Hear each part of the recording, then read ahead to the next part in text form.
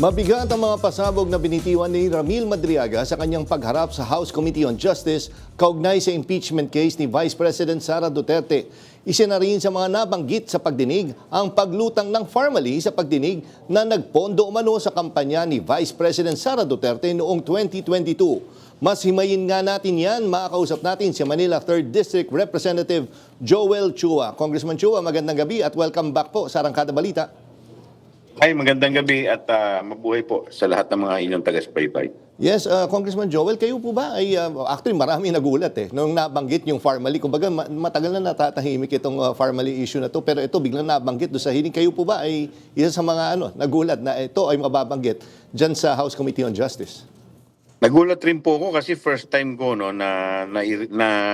nabasa at narinig yung second or supplemental affidavit ni Ramil Madriaga. Kaya kagulat-gulat po yung mga revelation po niya dito. So gaano po kahalaga sa proseso ng impeachment ni Vice President Sara Duterte itong pagkakaungkat sa usapin ng Pharmaly? Well, unang-una, since hindi naman po ito nailagay sa kanilang complaint, maaaring hindi naman yun ang ini-establish dito. Ang ini-establish dito ay talaga yung relasyon ni Madriaga sa mag-ama na aside, kasi maalala po ninyo, tinatanggi po ni Vice President na kilala niya. Pero dito lumalabas, pati sa popondo, pati sa pagkukuha ng mga campaign fund, siya, aktibo. In fact, dito po, nabanggit po yung pangalan ni Lin Wei Xiong, yung finance officer ng Pharmaly at 175 million ang kinontribute nito. Meron din si Maestrado Lim at nabanggit din yung pangalan ni Michael Yang. Alam po ninyo, hindi lang naman ito yung kinagulat ko kasi kung totoo ito, bawal to sa ating Omnibus Election Code. Nga lang, hindi ako sigurado kung ito ay maisasama dahil hindi naman ito nabanggit doon sa original complaint. Pero dito, sa basis pa lamang nito, talaga may culpable violation na ng Constitution. Ito po yung kanyang out of office.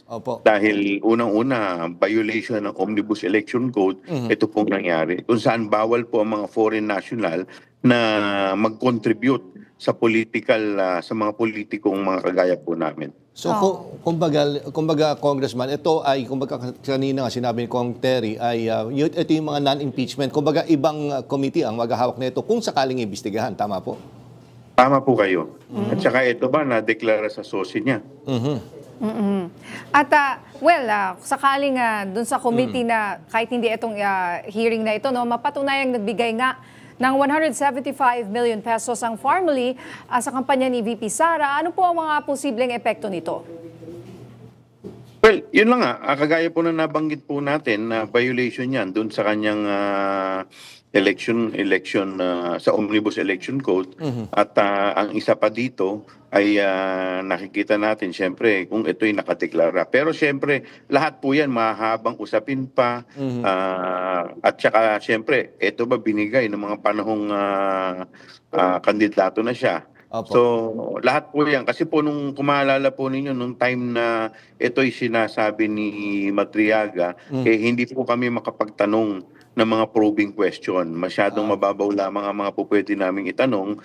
Kaya hindi po naging malalim ang diskusyon po pagdating po dito. Congressman Joel, actually ito sabi ko matagal na itong Pharmaly anomalya sa Pharmaly nga. Pero may familiar pa ba kayo doon sa case? Ano ba nangyari? Kasi yung huli ko nabasa ay parang na-archive ito sa Senado. Kung sakali, may plano ho ba kayong buksan ito ulit at imbestigahan sa Kamara? Although alam ko, partner, yung ombudsman yata ay sinabi ni Ombudsman Remulla ay pabubuksan din niya talaga ito. Ang pagkakaalam ko po ay nagsumite ng committee report dito si Senator Dick Gordon. So kasi ito po ang involvement po dito ay kasagsagan ng pandemya ay bilyon-bilyon pondo ang ginamit po dito. So, ang alam ko po, meron pong committee report ang Senado dyan kay Senator Dick Gordon. Kaya nga ang inaano nga is kung sakali ibubuksan ulit sa Kamara, ano po? Oh, di ang dami na nating iniimbestigahan simultaneous po itong mga iba't ibang investigasyon pero hindi pwede natin itong pagbawaliwalain kasi marami pa rin ang nagtatanong ano ba nangyari doon sa Parmali scam, 'di ba? Isa rin yung malaking scam or anomalya. Sa tingin niyo po ba matapos itong impeachment o kahit kasabay ay dapat maimbestigahan ulit itong pinag-uusapan natin ngayon, itong Parmali issue na to? Tama po kayo. Tsaka hindi lang naman po yung Parmali issue kasi yung isa pang binabanggit doon si Maestrado Lim. Kung maalala po ninyo, ito po yung nabanggit din at saka si Michael Yang doon sa Quadcom. Sila po ay, kung hindi po ako nagkakamali, ang link po nila sa Pogo naman. So, dito po kasi sinasabi din ng witness ni Ramil Madriaga na tumanggap siya ng 100 milyon galing naman dito. So, ito ba ay galing din sa Pogo? Okay.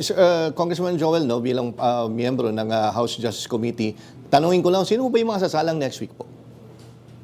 Next week, ang isa sa mga isasalang dyan ay si former Senator Trillanes, ang AMLAC, ang BIR, ang Ombudsman. So sila po yung mga naimbitahan for next Alright. week. Maraming salamat, Manila 3rd District, Congressman Joel Chua. Maraming salamat. Mabuhay po kayo.